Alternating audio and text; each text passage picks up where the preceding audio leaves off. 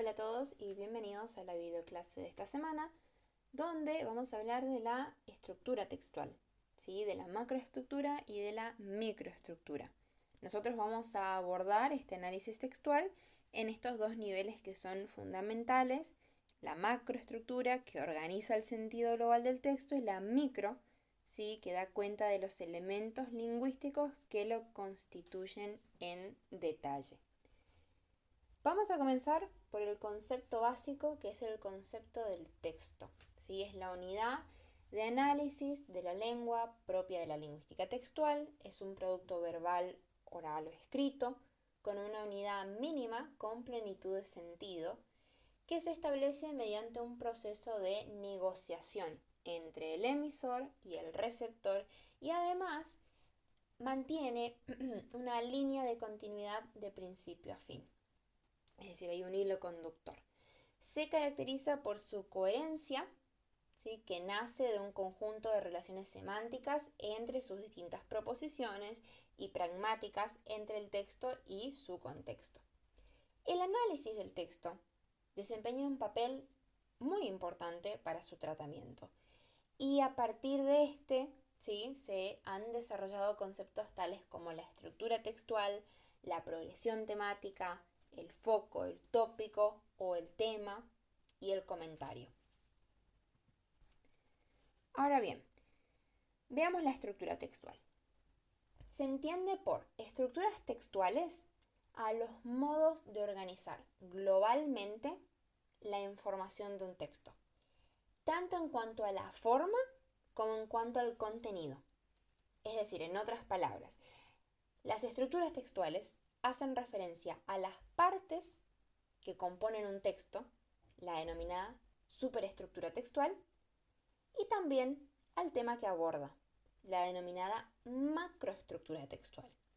La superestructura y la macroestructura tienen una propiedad en común: no se definen con respecto a oraciones o secuencias aisladas, sino con respecto al texto en su conjunto. Es muy importante esto, en su conjunto.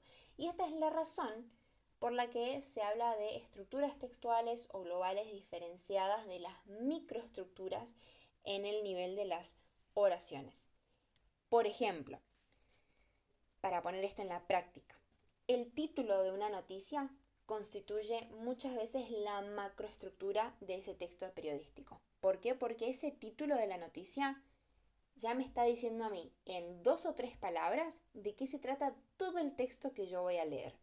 Es decir, una forma de expresar, comentar, condensar qué es lo que todo ese texto me está diciendo en pocas palabras, sin perder el núcleo. Vamos a tener en cuenta el ejemplo de la diapositiva anterior que les acabo de mencionar para ejemplificar las definiciones de macroestructura y superestructura. La macroestructura textual da cuenta del contenido semántico que representa el tema del texto. Por ejemplo, el título de la noticia, en la mayoría de los casos, constituye la macroestructura de ese texto periodístico. Eso sí resume efectivamente la información que se presenta en el cuerpo de la noticia. Por otro lado, la superestructura textual representa el esquema de composición del texto. Esto es la forma en la que el contenido se organiza en partes reconocibles. Así, en el texto de un relato periodístico, la superestructura va a estar constituida por episodios, antecedentes, reacciones verbales y conclusiones. Ahora bien, la macroestructura. Vamos a ver algunos ejemplos para que quede más claro. Un cuento, por ejemplo, si en un cuento la macroestructura se formula en términos del tema de que trata. Un cuento sobre un viaje, sobre un descubrimiento, sobre una relación amorosa. Y por su parte, la superestructura va a definir el esquema que se adopta para abordar ese tema textual. Por ejemplo, ¿qué partes constituyen al cuento? La situación inicial, el nudo, el desenlace, la complicación, las acciones. ¿Sí? Y aunque macroestructura y superestructura se complementan, son estructuras textuales independientes entre sí. Un cuento tradicional, siguiendo con el ejemplo que venimos hablando, presenta siempre la misma superestructura. En cambio, puede tratar de muchos temas distintos, es decir, puede presentar diferentes macroestructuras. Ahora, es importante que tengamos en cuenta que si una secuencia de oraciones carece de tema global o macroestructura, el conjunto es percibido como una sucesión de enunciados incoherentes y por lo tanto no llega a constituirse como texto, ¿sí? La macroestructura en este sentido es un mecanismo de coherencia textual, ayuda a que todo tenga un sentido. Con respecto al tema del texto, ¿sí? Se entiende por tema del texto el asunto global de que trata el texto. En didáctica de las lenguas, la noción de tema ha tenido una implicación en el desarrollo didáctico de dos habilidades fundamentales, que son por un lado la comprensión lectora y por el otro la expresión escrita. Tanto en una habilidad como en la otra, el tema, que nosotros entendemos como el motor del texto, ayuda, ¿no?, a esta organización de la información, tanto en la fase de recepción como en la fase de producción. Con respecto a la progresión temática, ¿sí? Se define como el mecanismo por el que se dosifica y organiza el desarrollo de la información de un texto. Es decir, el